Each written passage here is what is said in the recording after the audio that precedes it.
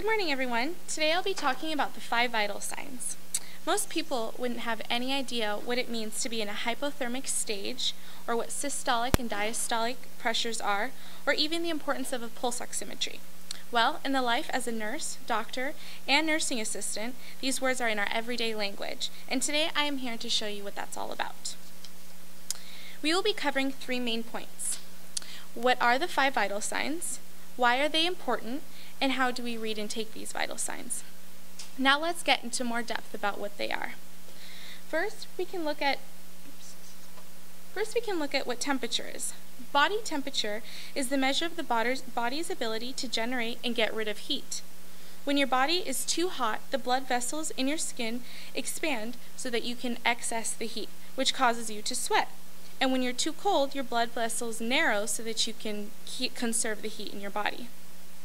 The average body temperature for an adult is 98.6 degrees Fahrenheit. A temp above 99 degrees Fahrenheit means a fever, and anything below 95 degrees is hypothermia. The second vital sign is pulse. A pulse is when the heart contracts with the ventricle. When this happens, the blood is suddenly pushed from the ventricle to the main artery. The sudden forcing of the blood from the heart into the arteries causes a pulse. This pulse rate is the number of times that you feel a pulse wave passing through in 1 minute. The average pulse rate is 72 beats per minute. The third vital sign is blood pressure. Blood pressure refers to the force with which the blood presses against the walls of the blood vessel. When taking blood pressure, it takes 2 numbers, the diastolic and the systolic pressure. Diastolic pressure basically means it's the lowest of the 2 blood pressures. Blood pressure is measured in millimeters of mercury, and the systolic pressure is the greatest pressure that the blood exerts against the walls of the blood vessel. The systolic pressure is always the top number, while the diastolic is always the bottom number. High blood pressure, which is also called hypertension, can be extremely harmful to your body. According to the American Foundation, more than 72 million people in the U.S. have high blood pressure, and high blood pressure is the number 2 cause of kidney failure. Another interesting fact, according to the Health and Human Services, nearly 1/3 of all people with high blood pressure aren't even aware they have it. That's a lot of people. So as you can see on this chart, an ideal blood pressure would be 120/80. And of course, on the chart there it says 140/90 would be considered high blood pressure, but every person kind of has some wiggle room because we all are a little different depending on our diet and exercise. So check with your doctor to see what's right for you. The fourth vital sign is O2 stat, or in other words, oxygen saturation. O2 stat refers to the level of oxygen carried by the red blood cells through the arteries and delivered to the internal organs. As red blood cells travel through the lungs, they are saturated with oxygen. A low saturation level could indicate a respiratory illness or other medical conditions. Normal O2 stat ranges between 97 and 99%. This means that there's sufficient oxygen in your red blood cells. And last but not least, respiration rate.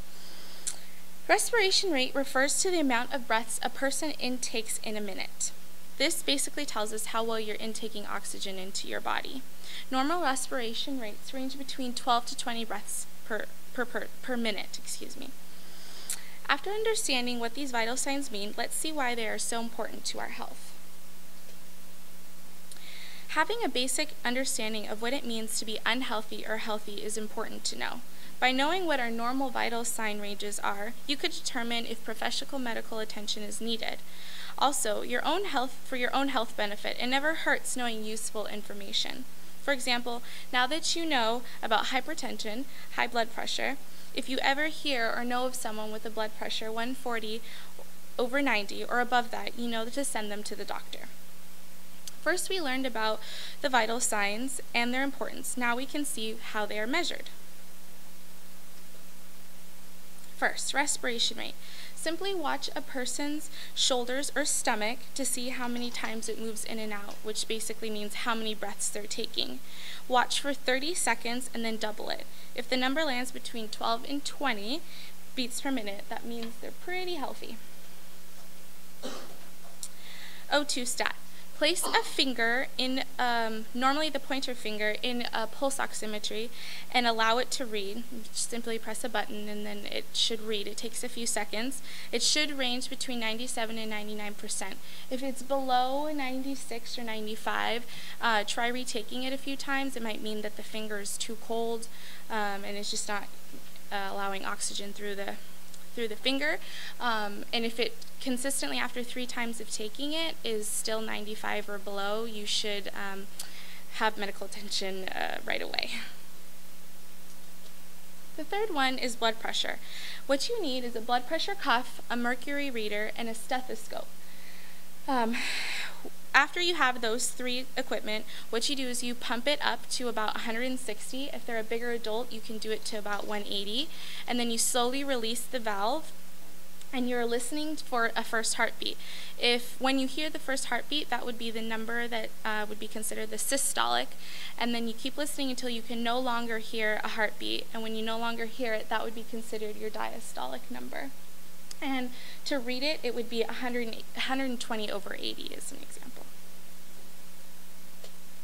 For pulse, all you do is you take the hand and find the radial artery, which is located on the side of where your thumb is, and you listen to a pulse, and you normally can just hold it and press until you feel some beep like this, some pulse, and you just count for about 30 seconds, and in those 30 seconds you just double it and you should be able to have between 72 beats per minute.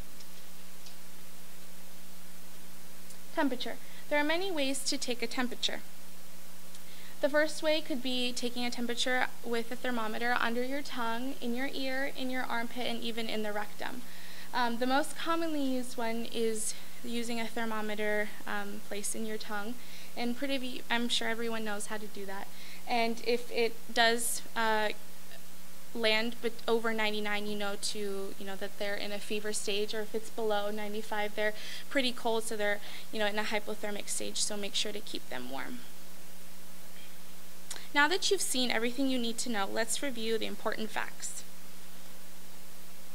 First, we learned about the 5 vital signs: blood pressure, O2 stat, respiration rate, temperature, and pulse. And then we discussed the importance of knowing them, to know that to know basic knowledge, and in case of an emergency you could take correct attention.